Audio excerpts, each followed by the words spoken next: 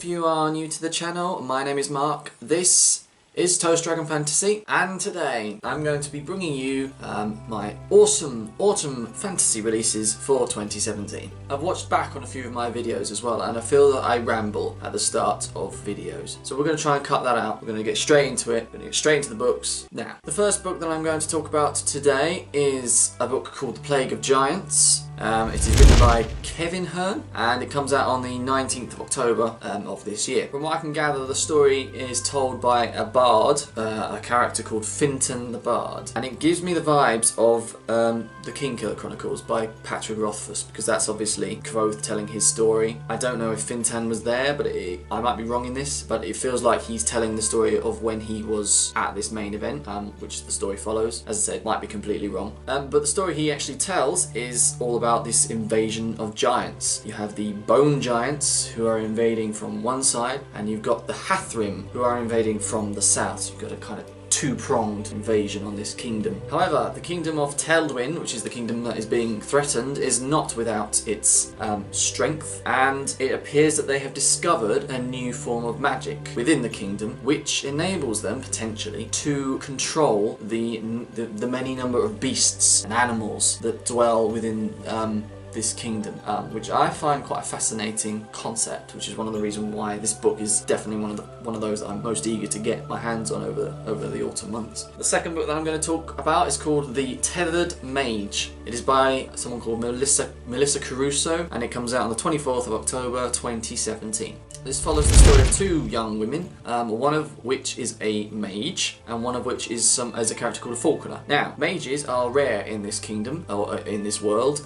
If they are spotted at a young age, they immediately get conscripted into the falcon army. Zyra, who is our mage, has avoided this fate. She has been on the run. She's led a very, very low life. She's hidden her powers in an attempt to avoid being conscripted into this army. However, her powers are eventually discovered by this. I think she's a princess or something. Is she a prince? I feel like she might be a princess, but she's also a falconer. She's also working in this falcon army, and this character discovers this mage, and from that moment on they are bonded, i.e. tethered. And I imagine it follows these two women, these two young girls, bonding. One thing that I did note, however, is that it has so far got a mixed response on the early kind of ARC reviews that I've kind of come across, mainly because it deals with it doesn't say it's slavery, but it's clear that it's pretty much slavery what goes on in this book, and obviously there are potentially issues with that kind of theme. So I'm curious to see if that is the case. I'm curious to see how that's treated. So yeah, that is the Tethered Mage by Melissa Caruso. The third book that I'm going to talk about today is An Alchemy of Masks and Mirrors, and it's by an author called Curtis Craddock. I'm not too sure if he's a debut author. I probably should have checked that. This book tells the story of Princess Isabel, who is born with a deformity. She's born with a hand which, as far as I'm aware, only has one finger. So it's very much a physical deformity, and it earns her the wrath of her father. It earns her the hatred and despision. Despision? Is that a word? Dictionary.com. Despision, is that a word? No. Ooh. Is it? Despision. This is very professional. The act of feeling or despising something. It is a word. Wow. Well, there you go. I can't remember what I was talking about. So, Isabel. She earns the... I remember now. She earns the despision of her father for this deformity. She's also born with no magical powers, which is something that should have been expected of someone in her position, but she is born with an incredible intellect, an intellect that she uses in secret to teach herself science and maths and other real smart person things. Unfortunately for her, this is a patriarchal society, and those skills are not deemed worthy of females. So that's why she has to learn them in secret. And with any good fantasy, war is threatening. So in an attempt to stave off this war, Isabel is put into an arranged marriage with a prince, a pretty obscure noble. He's the second son of a dying king of a broken kingdom. So chances are that this marriage isn't actually going to do anything. but she must venture to this place.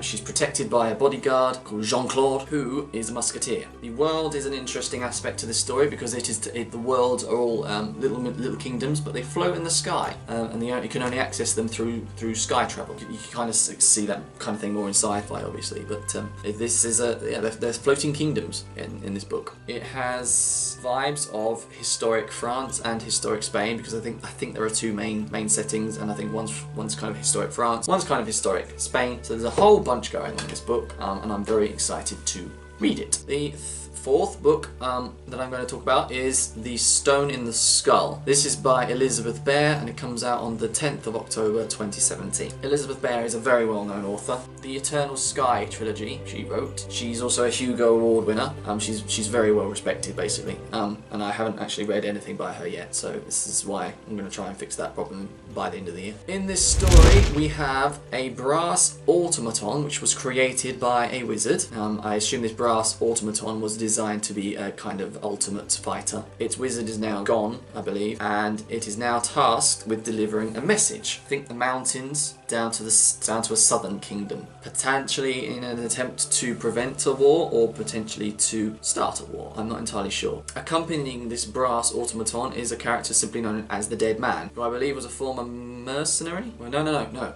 I think he was a former bodyguard, actually, but the band is gone, it's broken, it's dead. I think he might be the last surviving member of this bodyguard. So those two characters are travelling through the mountains down to this southern kingdom. The reason I took interest in this book is because it potentially reminds me of a book that I recently read called The Vagrant by Peter Newman, which was all about a journey, and the characters in that book were phenomenal. I will talk about that more in my wrap-up at the end of the month. So yeah, I'm just curious to see how those two books kind of measure up, I suppose. But yeah, that's The Stone in the Skull by Elizabeth Bear. And the final book that I'm going to talk about is a book called The Memory of Kept Memory. No, what is it? The Mountain of Kept Memory. Not the memory. The Memory of Kept Memory. That word is losing all meaning now. Anyway, this book is by Rachel Neumeier, and it comes out on the 1st of December 2017. It centres around a goddess called the Kaiba. She's the last goddess, and all the others are gone, died out, or they've been killed, or whatever. And she lives atop this mountain. She lives in this mountain. As things stand, she protects this kingdom with her powers, I suppose. She offers this kingdom protection. But it is starting to become suspected that, for whatever reason, the goddess has withdrawn her protection of this kingdom. The story follows two characters. It follows a brother and a sister.